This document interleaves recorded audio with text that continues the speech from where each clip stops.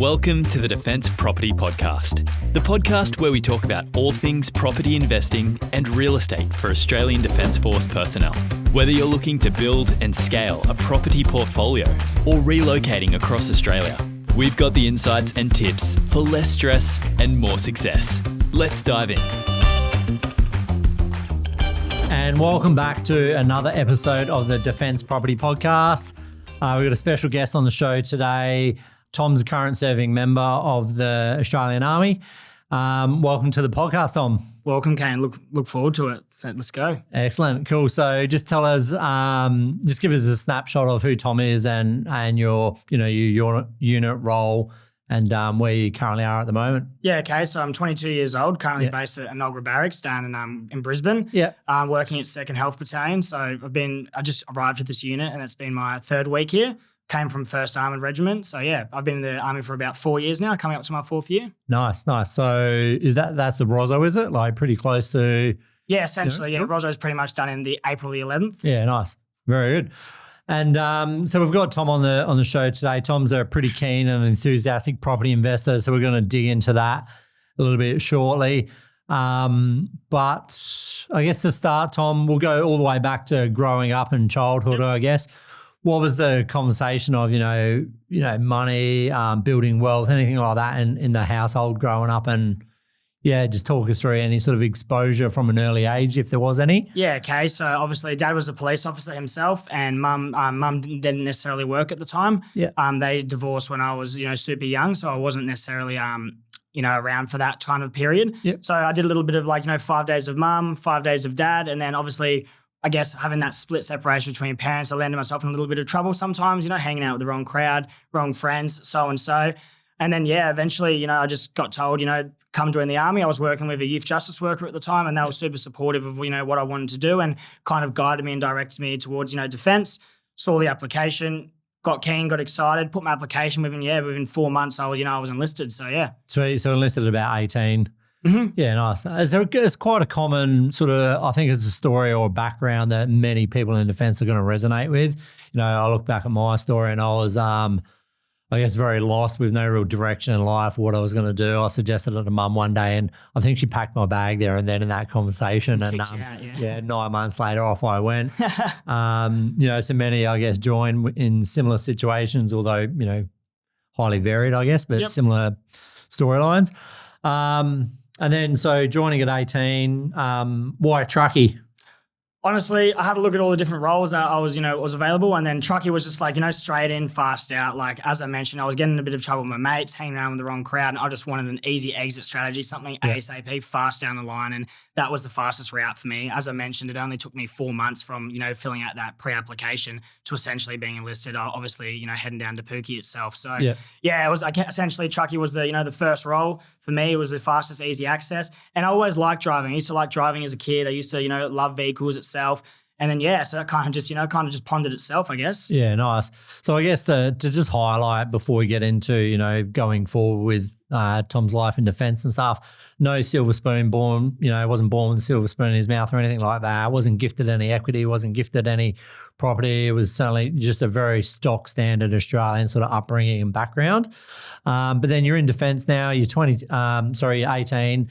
Where did, I guess, or how did just joining defence and having that full-time career, Yeah, I guess joining defence itself was a massive challenge for me within the first year. I think coming from the, the background where I was and the people I was hanging out with, I wouldn't call it normal, but just normalizing with everyday people that, grew up in the household, were always at home, university, whatever it may be. Yeah. That was super difficult to kind of, adjust to. I couldn't necessarily be we used to get up to this. People would look back and be oh, hold on, that's not normal kind of thing. So yeah, that was definitely super tough to obviously, engage in that and then meet different people.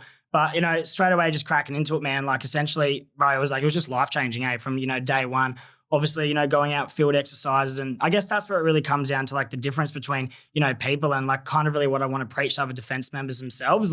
There's so much time, given in defence where, there's a lot of downtime where you're not on exercise or whether you are on exercise And, it's about how you spend that time and like, spending it appropriately and like, educating yourself, I believe. Yeah. Yeah. And is that so when all that education and spare time, is that where you picked up property? Well, yeah. No, 110%. So like, obviously, living in a lid box on the base, living in your room and stuff, like it's just about, taking that leap instead of going out Friday night with your mates, drinking piss, doing whatever you're doing, instead of going out every afternoon, instead of, when you're at field, instead of playing that game of cards, whatever it may be, pick up a book, invest in yourself, invest in people around you, and just start researching. Yep. Read books, read papers, read whatever it can be you can read. And you'll be surprised on how much time is wasted just sitting around that you can actually use to, develop yourself as a person. That's what I personally found, which helped me, a lot. Yeah. No. So when you're in defense, did you ever get on the piss? Oh, yeah, I'm not going to lie to you. Yeah, of course. Yeah. My first year I got on the piss a bit, but I was really fiscally responsible with my money. Yeah. So and I don't know, where that came from. That never came from, mum or dad or anyone, in that regards. But like personally for me, it was just like, well, this is the money I'm getting and I want to save this. Always had property in mind. Yeah. I remember someone said to me once, it was like, my dad said to me, he goes, buy a property when you get there and you'll set yourself up. He mentioned something like that. So I kind of held that, in the back of my brain a little bit. Obviously, year one in the army, I was saving money, saving what I could save. But essentially, like, yeah, I kind of like probably about for the first year, I mucked around, obviously hung out with the boys and stuff, but I really switched on from there, man. Yeah. Yeah. No. I remember when I got dragged into a bookshop by a friend and, I never read a book in my adult life. Yeah. And just picked up this book. It was Steve McKnight's From 0 to 135 Properties in like, I don't know, 3.5 years or something. And that was my trigger. Do you remember was it that advice from dad when joining? Was that, and that just clicked? Or did you find back in my day in 2005 it was all books and magazines. There was no Facebook didn't even exist. But was there a social media influence or someone that triggered it for you on property? Well, essentially, like for me, I believe that I could never read, man. So I left school in year 9. So essentially, I always found it difficult to read. And then I actually went into a bookstore myself. I'm like, I might buy a book. So I needed to like build myself up from like, I had such a lower level education compared to like, the minority of people at work. So I knew that I need to work on my education. I'm like, how can I do this? So just started with a basic search. What can I do? It goes, how to learn how to learn. So I found a book that was on how to learn. And then I also tied into another book. Obviously you'd be familiar with Rich Dad Poor Dad from Robert Kiyosaki. That was, the life-changing book for me. That's what I can really harp on. People go and, they want to buy books, whether it be, about whatever it may be. But if it's not something that's related to finance or related to personal development, you're just wasting your time. Yeah. Like, yeah, you'll become a better reader, but like, what are you reading about? Like, no one cares about Harry Potter. No one cares about whatever it may be. It might sound cliche, but it's true. That's like essentially you need to read something that educates yourself. So yeah, I do believe that Rich Dad Poor Dad, and then as I said, it might sound cliche. Everybody knows his book, but that was the game changer for me. Really, just identifying assets between liabilities and understanding cash flow and understanding how to read, and have a good foundation of financial literacy. That was the big game changer for me, and that would have been around 18 years old, I believe. So around just about to turn 19 years old. Yeah, so after sort of 12 months of joining, picking up that book. Yeah. I think Rich Dad Poor Dad, I read that very early in my sort of journey as well, and it helps with that trigger or feed that hunger, or I guess, of understanding. Yeah, most definitely, yeah. So going through, you're 12 months into this point, you started to consume some good literature and books and stuff. Where's the savings at and where's the property piece come? Like you've got Rich Dad Poor Dad, and he's very philosophical. Thanks. Yeah. That's Justin in the background recording for us, on principles and stuff. Like where does the property start? Like where does the trigger for property come from? So yeah, essentially just reading the books and then like understanding about what Robert Kiyosaki said about assets and liabilities. And I'm like, all right, I'm going to park my money in real estate. Remember I mentioned I had that little bit of that memory in the back of my head about dad mentioning buy a property. That's when it all tied in for me, and that's when this is what I got to do. Savings, like I let alone itself. I always saving money, as I mentioned from the start. I was always putting my money aside, and I did join defense with a little bit of money too, around I think 20 odd grand, 15 odd grand, because I was saving before. I was always working, just casual jobs and stuff. Yeah. So essentially, at all towards the end of 2023, that's when I made that first jump. Started researching, but then that's when a lot of conflict happened with dad himself.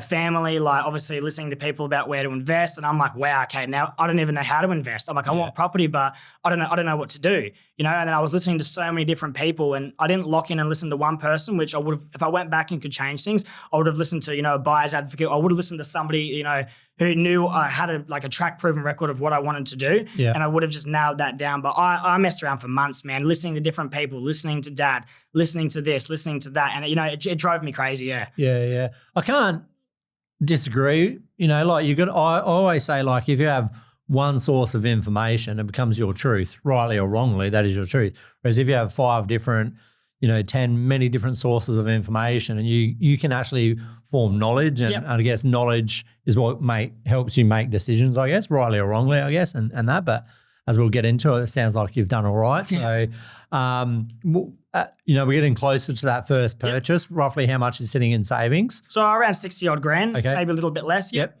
And that was what you used for the first one? First property, yeah. Cool. So what was the journey? We've got a fair bit of on paper learnings and stuff like that. It's time to bite the bullet and get into the first one. Talk us through, just how you approached that, who you did listen to, who you didn't, bankers, brokers. What was your journey? So essentially it was pretty funny actually. So Dad came down to South Australia and then we're on this investment journey. Like, we're going to go halves in a property. We're going to purchase a property. We actually had a really funny time. We went to about 50 different open homes. We were inspecting, and then every single time we inspected a home, we were just arguing. This is the location. We couldn't get on with what to buy. You know what I mean? We all had no idea what we were doing. Dad's done well himself in his own sense, but I guess that kind of comes down to it's changed now. It's not buying one property, waiting for it to grow, selling, getting into another property. That's, it used to work, but now, property prices are $1 million plus, and obviously the income hasn't kept up with the property price. In my opinion, I still believe you can, use that strategy, but, I knew that wasn't going to work for me. So essentially going back to what we were saying, walking around multiple different properties, going to different states, driving everywhere, we're looking everywhere. And we eventually had a massive argument and we're like, this isn't going to work. We're not going to be able to invest together. You're going to want to borrow equity later and purchase another property. We want to sell in 10 years. This is our retirement money, so on. So I was thankful enough to have someone that wanted to, believe in me and invest in me. But it kind of comes down to they didn't really want to. Dad was 55 years old. He didn't really want to listen to his 19-year-old son at the time. Telling him where we should buy this property, why I'm right and he's wrong. He didn't have a bar of that. So they left, went to Tasmania, and then we just went our own ways. Yep. And that's when I came across a mentor itself. Buyers advocacy themselves as well. And that's where I invested some money into learning and educating myself. And then as I said, in all that free time at field, on base, wherever it may be, I just read, and then implement. And that's when it landed down to, finding my first property, which was located, Salisbury Downs, like we spoke before. Yep. And everyone was like, don't invest there. This area is trash, low socioeconomic area. This, you're not going to make your money. And then I was just going back through the course itself that I invested my hard-earned money in, and I was looking and I was like, well, the data's matching up, and obviously analyst paralysis was just, looking at that crazy, and Dad saying, no, mate, invest, still on the phone ringing me. He's like, you haven't bought anything yet, have you? And he's like, no, mate, invest on the beach suburb, get a unit. So I had to look at the unit, had to look at the numbers. The data was still, it was all right, and everywhere did well in that kind of period. But, the Strivers was too expensive. And then that's when I had to ultimately make the decision, all right, I need to pick, if I purchase this property here, I'm going to be, negatively geared by what? Maybe 15 grand, 10 to 15 grand per annum. I'm like, how's this look for the second property? How's this look for the third property? Yeah. So I can really harp on the importance of whenever you purchase a property, obviously looking at, how's this fit the next property? What property do I need? Which I learned from the education. And essentially that's when I just made the deal. I was like, nah, I'm going to invest here. I put all my money on the table. Was pretty scared to do it, but just did it, man. And it worked wonders. Yeah. Yeah. Nice. So going back on that property, negative cash flow to the tune of about 15K a year. What was the rent at the time you purchased it? Yeah, okay. So the property itself was, it was a 3-bed, 1-bath, around 550 square meters. It was it was one of the old semi-duplexes. So even another thing people said, very common in Salisbury. Very common in Salisbury. Yeah. Red brick. Housing Commission. Yeah, red brick. Yeah, that's the one. Yeah. And then everyone was like, okay, this isn't going to work, like I mentioned. But then, the rent on that at the time was around about $470, I believe, when I first listed it for. Yeah. And then the purchase price was around that $360 to $380. $360, $470, very nice. And what's the rent now? And I just want to make a point here, but the rent, so we're about 2.5 years. Yeah, I'm cleaning $560 on that place. $560, yeah. So it's gone up over $100 a week. Yeah. And which is, if it was $470, that's over 20% gain in rent. So a big point I say, because we often get people come to us as a business is, I want high yield, or I want this. We could go to a mining town, but it's heavily reliant on one industry and a very weak economy. But if you buy the right asset in the right market and price moves, you've used your data and you've done your research, the yield was still over 5.2%, which in the current market's quite strong. But 24 months later, you're up 20% on that rent anyway. So you're buying the right market, and yield will fix itself over time. Yeah, most and that 15 grand is probably now down to 10 circa, around there. Yeah, around there, a little bit less actually. Yeah, nice. So Keep going though on the property. Like, was it tenanted or vacant? So the property itself was, so this is where I'm going to this is like the tricky part. So this is where it comes down to obviously, doing your DT, knowing your professionals, If I actually had to ring DHA themselves and I was like, hey, this is what a place I want to buy. And they're like, oh, well, you're not going to have your housing entitlements if you buy there. And I was, oh, okay. So I kind of like purposefully looked for a property that was already tenanted for a long period of time. So I'm just going to jump in there and just to explain to the audience that what Tom's referring to is if we own a property within 30 kilometres of the barracks, you lose your rent assistance because you're expected to then live in that property. Correct, yeah. Yeah, but keep going because so you looked for something that was tenanted and then just explain that. Well, actually, I was looking for a property and then fortunately enough, it was tenanted. Yeah. I reached back, liaise with DHA, and then them themselves, they're just like, oh, well, we can't actually break a leaning binding document, you know what I mean? Yeah. And they're like, oh, so I was like, so I can buy this place and still live on base? I'm like, really? They're like, yeah. I'm like, all right, that's sick. I'm like, let's do that. I'm like, how long's the lease agreement for though? And they're just like, it's only 12 months. So obviously speaking with the property manager themselves, the tenants were actually really good themselves. We ended up cranking that up to about 2 years. So essentially I never had to live in that property or get kicked off base or have anything to do with that property because there was that legal binding document in place, which DHA advised me of, and I saw that as an opportunity and I just snapped on it and grabbed it. So just to clarify, during negotiations to purchase, did you negotiate a lease extension before signing? Yes, most definitely, That is amazing. Like that's something we would do, and like from just a strategic point of view, we'll offer like if it's an own occupier vacating, generally no one wants to become a buyer in the current market. So we'll offer, and this is where sometimes people's the price isn't always the number one motive, and we'll offer the vendor a lease back for 3, 6, 9 months. So then our offer for the investor is more attractive than any other offer because it solves their problem of not having to move twice, they buy. So if you have negotiated, an extra long lease, that's just such amazing, I think, foresight in strategy and execution to, protect you against loss of income and entitlements, which is, I use the example, rank, region, marital status, Australia-wide, call it whether you're living in barracks, rent assistance or married quarter, call it $400 a week. That's 20 grand a year. So such a good, I feel at 19 years old, doing your research to have that foresight to, negotiate before purchase the lease extension with the tenant and the agencies. Bit of a master move there. Yeah, so well done.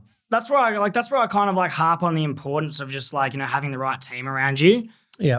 You know what I mean? I see time and time again, even happening now, I speak to other members in defense and they're talking about, just purchasing their property to go living with their partner. They're purchasing owner-occupied homes. There's nothing wrong with that once again with the right advice itself. Yeah. But they're just throwing away their entitlements, man. You know what I mean? They're pulling their dough ass early. They're not, maximizing their benefits. And then ultimately they're just getting stuck with one asset paying, which is nothing wrong with that if that's what you want. But they're just paying all their money into their mortgage itself, you know what I mean? And they're just pretty much essentially throwing all these, rent assistance, base, whatever it may be, just down the drain. Yeah, because you can never claim it back in retrospect. No. Dough house you can use that later and install on it. But once rent assistance not used, it's gone. So on this purchase, do we use a banker or a broker? What LVR? Just talk us through the high level funding structure, I guess. Mortgage broker itself, always, once again, from the education, always use a mortgage broker. Never walk directly into the bank, if you're a first time investor because you're only getting, their deals and what they have for offer. Mortgage broker has access to, multiple different lenders and obviously they can, they don't charge you any money up front, of course. I know a lot of defense members get worried about that. Oh, no, I don't want to have to pay the broker. But most good brokers are free. You know what I mean? They'll all be free, but they'll obviously, tailor it towards your situation if they're a good broker. I also do like to harp on for people when they do find a broker as well is make sure you screen your brokers and interview your brokers, ask them, the cross collateralization questions, ask them, do they agree in cross collateralization and, do they use that as a strategy? If they do, I guess suggest running because that's obviously not a good thing in my opinion. And just ask them about their own portfolio, ask them, whatever it may be and make sure they've done what you want to do and make sure they can, structure loans and know how to ensure that you can continue purchasing property. Don't just go to the first person and buy a property. Just ensure that you screen. I remember I screened about 10 different brokers, man. Yeah. Or just over-analyzing.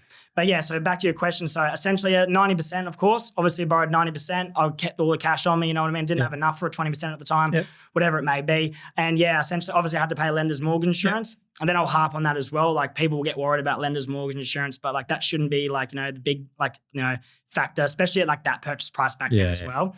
A lot of people don't like to pay lenders mortgage insurance, but like if it's getting you in the market, keeping cash, and you're offset buffering, so you can continue like purchasing more properties or whatever it may be you want to spend your money on, it's just a hack, man. I believe people just run away from LMI. Like, I've got to save the whole 20%. If you take six months to save the other half, property prices might have gone up 10% in that time, 8% in that time. Now you got to come forward with another 50, 60 grand. If you had just paid the 12 grand LMI, 6 months ago, you would have already been in the That's what we call opportunity cost. That you might spend 10 grand and getting a loan at 90% LVR, but if that gets you in the market 18 months early and the market's moved, 10, 12, 15% of that 18 months, you're generally much further ahead.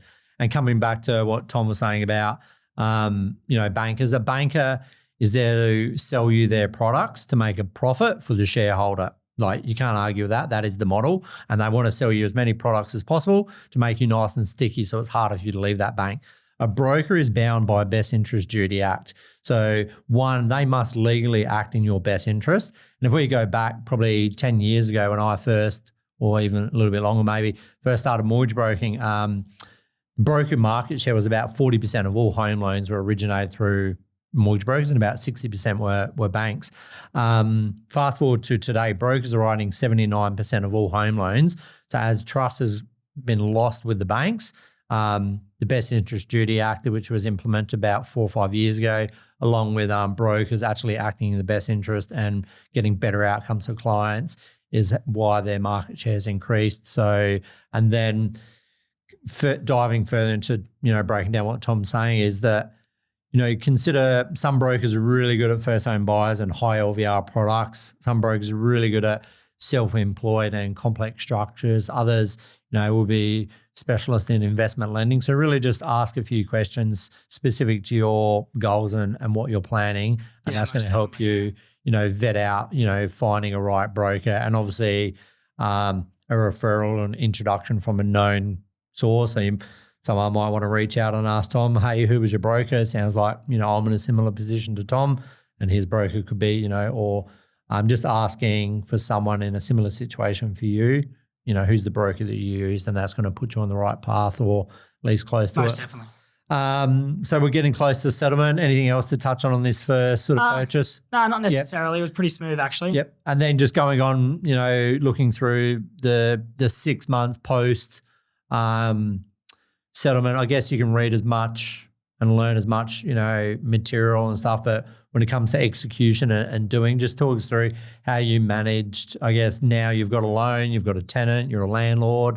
How did that transition to becoming a landlord go? And it was stressful, man. Yeah, most definitely. Like, obviously, not having the cash up front. I had to learn, actually. I remember my tenants were like 2 days late on the rent. And I was like, this is the end of the world. Like, they've ripped me off. Like, what have I done? I got dud tenants. I was stressing out. You know what I mean? Ringing 50 people. Why? And everyone's like, relax, man. Like, it's 2 days. Like, that's normal. And I'm like, is it normal? Like, like harassing the property manager. You know what I mean? Speaking with her. She was wonderful. But yeah, it was super stressful, man. Obviously, just like watching all my savings go. And then I even had a couple of repairs pop up. Nothing major, but like the toilet itself needed fixing. I'm like, shit, now I've got to find that money. And I was like, have I done something wrong? Like, it was super stressful, man. But I think, like, as you mentioned, like give it that 6 months grace period to like let things settle, let you start saving money again. Like, obviously the first year of purchasing the property is the most expensive. You have all the inspections you need to get done. There's like thousands and thousands of dollars you end up spending just to obviously, get that property up and running if it was a little bit run down like mine was.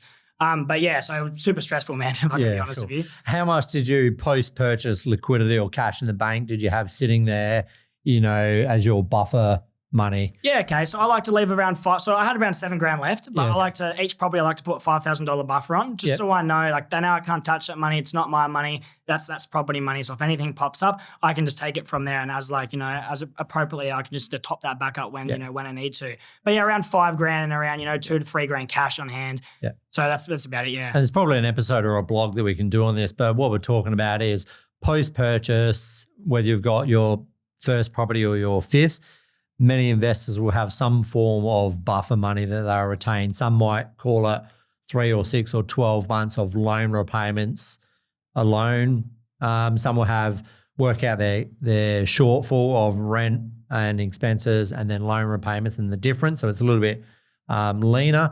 And they will say, again, 3, 6, 12 months. Or some will just have a hard figure, and that's what Tom's referring to here, of just having $5,000 per property. It's pretty close to the sun in my eyes, but I remember if I look back, I was even leaner. I probably have $5,000 across 4 properties at our leanest.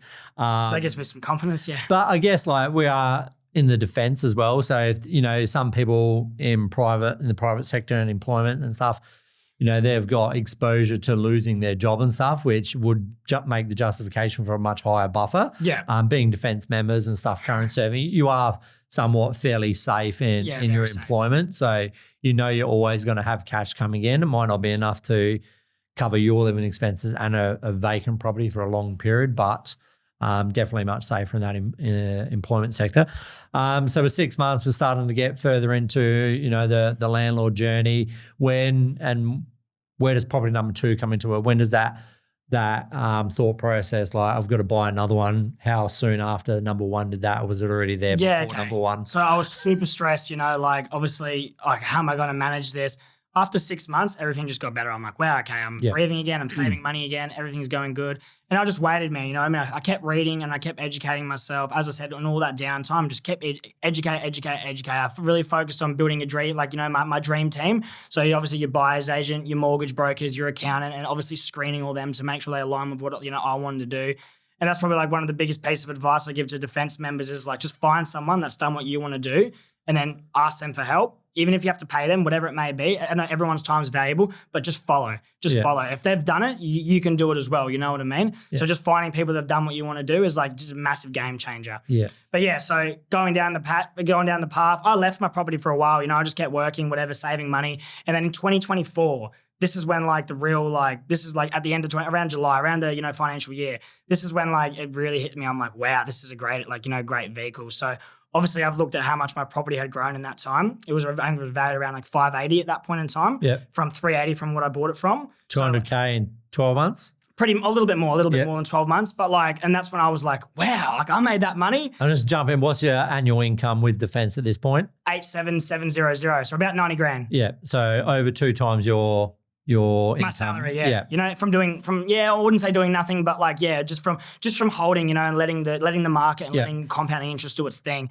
It was crazy. And that's when my mom was like, holy shit, I need to buy another one. If I can do this again, I'm going to be able to retire, man. And that's when I was just straight back into the courses, the one I had already paid for and educated myself on. And then I just started researching suburbs. And that's what I harp on about. I think there's 15,000 suburbs in Australia, you know what I mean? Investing in your backyard's not always the best, option to go for. There's so many different suburbs, so many markets are doing different things. And just having the education essentially is what's going to, prime you to making the best move. And then, yeah, man, so pretty much just laid down, started having a look. I was obviously, I'll be honest with you, I was at a bit of a cap at that point in time. I'm like, how much money can I borrow? You know what I mean? Yeah. I did if I could go back and obviously, change some things around, I most definitely would have. I would have actually, I didn't reach out to the team like I probably should have. And I would have actually, probably paying someone to, help me out and educate me. I was more so just in it for me. So I did reach a bit of a serviceability issue, not too bad, but then I had to look at property number 2. So I was like, I can borrow around, that 450 mark. Yeah, and I was like, well, where am I going to get for 450? Nowhere, I could find. And then essentially that's when it just took me to my next suburb, man, just researching how to look at the data, rang around the suburbs, speaking to people, and then just saying who's in this area, who's buying in this area, what activities here, you know what I mean? And then that's when once I knew the suburb, this is a good story, this one. Once I found the suburb, I knew this one was the one for me, man. Yeah, knew it was a winner. So how far after the first one are we now? About 18 months? Yeah, about 18 months. Yeah, okay. And how did you increase the borrowing capacity? You just sort of touched on there was. Yep. Was just the borrowing capacity was 450 and you said that, well, that's what it is then let's go. The borrowing power was 450, but I never, just for others as well, get rid of all the loans, don't have any card, nothing like that. Yeah. No Netflix, nothing like that. Just, live below your means, you know what I mean? Yeah. I was really good. I was salary sacrificing a bit of money in super at the time. This is a good one. And I was doing around $120 a fortnight. But before I went for the loan, just cancel that quickly, you know what I mean? Let a couple of pay cycles go by and got the bank, they obviously gave the bank slips, and then that boosted me up an extra 40 grand, you know what I mean? 30 odd grand or something it was at the time. Cool. And then I just, put that on afterwards, you know what I mean? To keep obviously, making them contributions. So then little things like that, just eliminating any debt that you have and will obviously boost your borrowing capacity. Yeah. And then, pretty much. Yeah, cool. And without going, we won't go into the suburb and the selection, but it's a Victorian purchase. It was, yeah, cool. And just talk us through that purchase, I guess. Like, what does that look like? What was the loan structure? Vacant, tenanted, yeah. So 90% again for that one. I'm always just going 90% for me. Did you save it in cash or was it pure equity? No, I had a little bit of cash. I had a little bit of cash, but the majority of it was equity. Yep. 90%, man. This place here was like, it was crack. I just started ringing property managers like, where's the best streets? Where's the worst streets? You know, referencing it from all the different, you know, like data tools that we have. And I just started like researching and just speaking out until I found the one. Yeah. Found the one, spoke with the agent itself. And at the time, like the market hadn't been gone through its cycle. It had doubled like before, like a while ago. Yep. But I was sitting in its like flat period and I could see that it was starting to trend up. And I'm like, I need to buy in here now. Yeah. How flat over how long roughly? Ooh, 3 years, 5? A bit more actually. Yeah. It was like about 6 years. 5, 7. I think. Yeah, okay, a little cool. bit more, yeah. I think from on the house, I was having a look at the data there. Yep. But like from over like a 20-year period, like CoreLogic and that, like this place was just always going like this, you know? Yeah. Like it wasn't none of this stuff, you know what I mean? It was a good straight line. Yeah. Lower socioeconomic area as well. So obviously it had, you know, risk like factoristic in that as well. We'll edit that part out. The factoristic for that.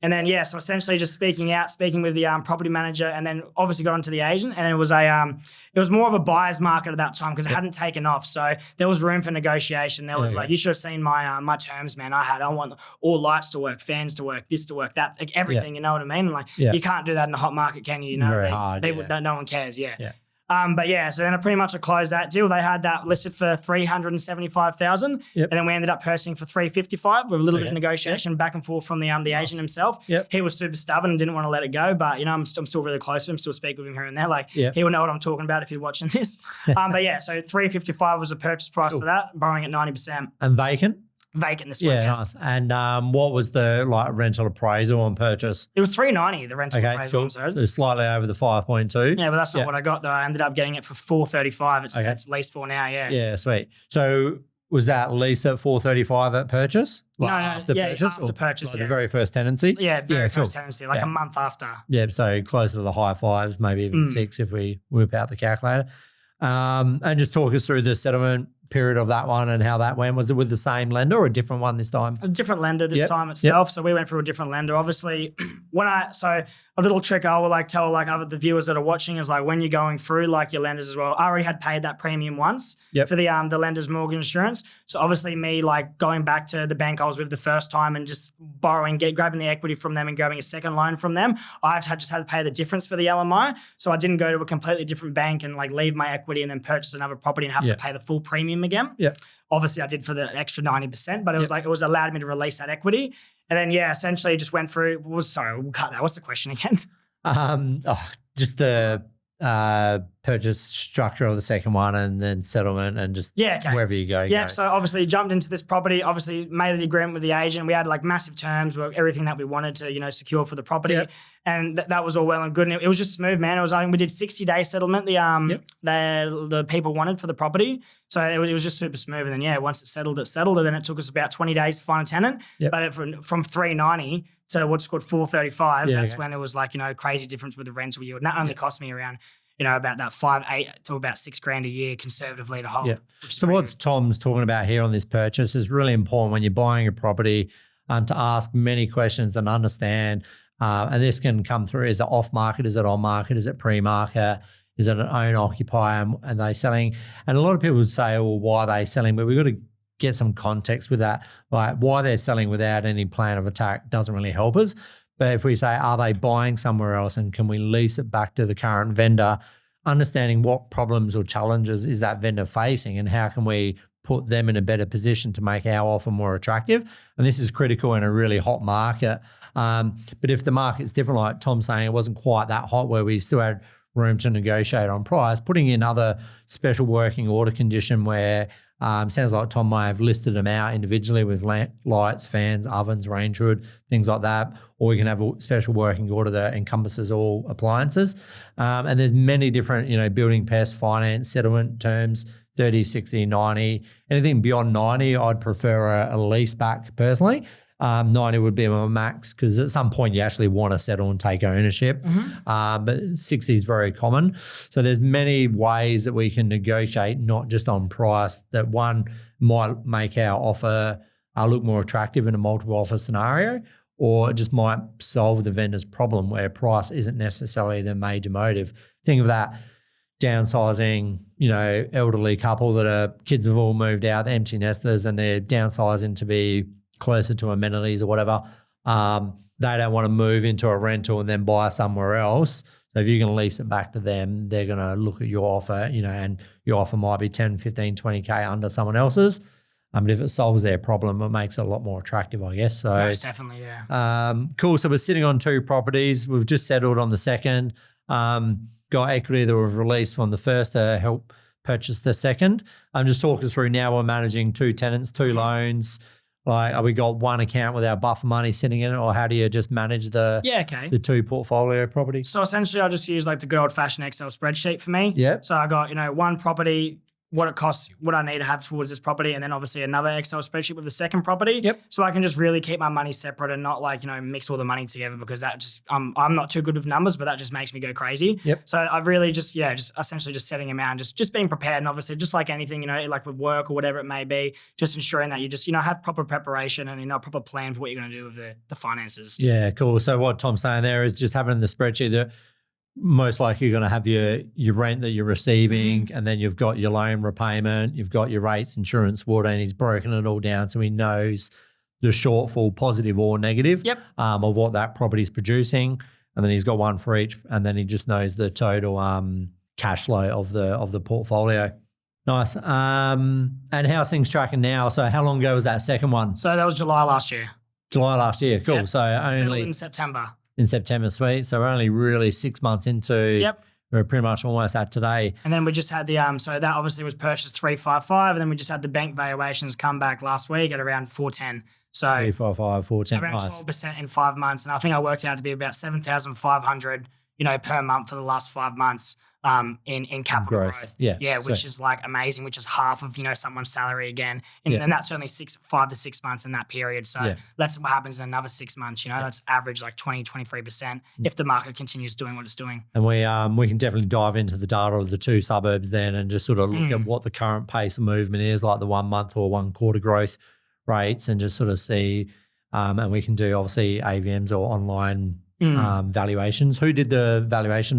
So the bank did the valuation. Okay. ANZ done the valuation for this property, and like they're super conservative as well. Yep. So if they're giving me that number back, what was the reason for the val? Just to know. They rocked. So sorry, they didn't do a desktop val. They went and they inspected the property. Yeah, but this is 6 months after purchase. 6 months after purchase. So were you just curious to know the val? Well, I knew that because I was obviously doing a CMA. So for the viewers that don't know what a CMA is, it's just like comparable market analysis. So just going on real estate domain, whatever property websites you desire, and just going through there and putting in your property land size. Just find the exact same properties that look identical to yours, same land, bathrooms, whatever it may be, renovations, like what it looks like, and then just seeing what, properties rent for, what properties sell for, and it can just give you a little bit of a gauge of what the market's doing and, what your property's doing. So when I started seeing properties selling, 3-bed, 1 bath, 750 square meters, side access, pretty much identical to mine, selling for 450, 470, I'm just like, yeah, right, my property's going up. Yeah. And you can obviously get the general data from realestate.com, which is pretty delayed most of the time. But yeah, it's like essentially just doing your CMAs, Yeah, I'd say it's about a 3-month delay for anyone listening, because by the time it settles and feeds through to the major portals, and that is a 3-month lag on it. And that's why having those conversations on the ground like Tom's done through both purchases really helps understand there's all the data out there and that can really put you in the right areas, but then having those conversations with the and even going to the areas or having contacts in the areas to have boots on the ground really helps us understand most definitely those market conditions. What's the plan now? Oh, the plan now, man, honestly, is just obviously I'm looking at a career change for myself personally. Yep. Like I realize that obviously the money that I'm on is not going to be able to do the goals I want to achieve later on, or, be able to service the goals I want to achieve. So essentially I'm just looking at jumping into a different industry and a different space, and obviously to boost my income to purchase more property. Hopefully Tom's boss isn't a property investor listening to this. Nice. So what, the Rozo's up this year, I think we're saying? April, cool. Yeah. So just start getting some training done and looking around and fillers out there to see what. Most definitely. Yeah, that's what I'm doing at this point in time. Just obviously just investing the money in myself and the education. That's probably the most important thing you can do, I believe, and that's why I harp on to defense members time and time again. Like, just wait for that holiday. Don't finance that car. Don't spend like pointless money. Like, use your money like for yourself. Like there's a saying I like to say, everyone wants to invest in like the S&P, but they don't want to invest in the SME. So if you get what I mean. So essentially people obviously want to waste all their money on, or not waste, but invest their money on whether it's solids or property or physical assets, but like they're not actually increasing their education. They're learning very slowly as they invest, but like their education is, staying stagnant, essentially. Yeah. So it's about just, putting the time down, just take that. You have so much free time. I know defense members do, like they can't lie about that. Yeah. They have so much free time, man. Don't go on holidays, don't waste money. Obviously live your life, in moderation, but it's not all sunshine and rainbows. Edit that out. Owning real estate, but essentially, like if you can just sacrifice a little bit, sacrifice a bit of your money, and sacrifice your time, you'll do well. I believe. Yeah, sweet. So going back, I just want to go back to the very start when you were going through that journey of looking with family, or your dad. What sort of time lapsed in that journey from, hey, I'm almost ready to go, Dad, let's talk about investing together, from looking at properties to having discussions to then making the decision, let's not do it together? What was the time frame in that? Oh yeah, so it was probably like a good 3-month period. Okay. So not too long, but enough to waste time and let the market do its thing. Yeah, most definitely. Like there would needed to be more of a sense of urgency in that sense. You know what I mean? Yeah. But that just comes down to I wouldn't say that Dad's going to hate me, but Dad's not uneducated. Like he's smart. He's done what he's done, but for what I wanted to do was different. So sorry, Dad. But essentially, that little time, that 3-month window, like we missed out on on money, man. Yeah.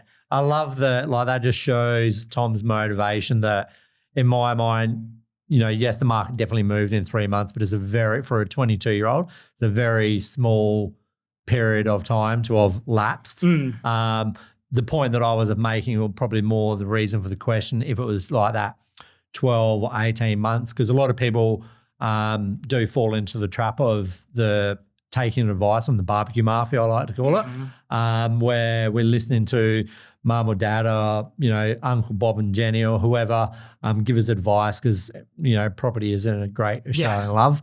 And, over 12, 18 months, if we're following that family advice and falling short on the execution side, that's the real problem there is opportunity cost of how much has the market moved in that time. And that's the same as if you're putting low offers in and you're not understanding the market conditions. You're never going to get something if you're lowballing it in a heated market, and property will move with or without you. The great insights. Looking back, I'm going to say number one sort of bit of advice from Tom is education. Yep. But give us 3 other sort of little tips or bits of advice specifically for, the young soldier, sailor, airman that you would like to sort of, give them a point in the right direction, I guess. Yeah, okay. So I think like number one would just be obviously education. Educate yourself. I've mentioned that. So books, podcasters, if podcasters take you so far, investing in yourself, whatever it may be. Number 2 is take action now. Like we just mentioned, we were harping on about opportunity cost. Don't wait to get back from field. Don't wait for next year. Don't wait for, your partner to just take action now. And then number 3 is reach out to the right professionals. Reach out to your buyer's agents, your mortgage brokers, your accountant. If you're lucky enough, you can find a good buyer's agent that can help you out with all 3 of those. Once again, do due diligence, shop around, but ensure that, that person has done what you wanted to do and they know what they're talking about. And especially for defense members, like I think normal buyer's agents and, people that have no idea about your entitlements, they don't have a clue, nor do they care as well. So find people that have done what you want to do, specialize in we're pretty unique to have someone like yourself as well that specializes in, DOHAS, HPAS, HEPSI, all them benefits. Find out, reach out to Kane himself, speak or whatever it may be. But yeah, they're probably the most important things, just education, the team, and then finding someone that's done what you want to do and then just following their actions and, asking them for help and following their blueprint. Yeah, nice. And taking action now. Make sure you do that. Yeah, I love it.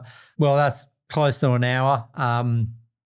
There's some real value bombs in there and I really appreciate you coming on the podcast, Tom.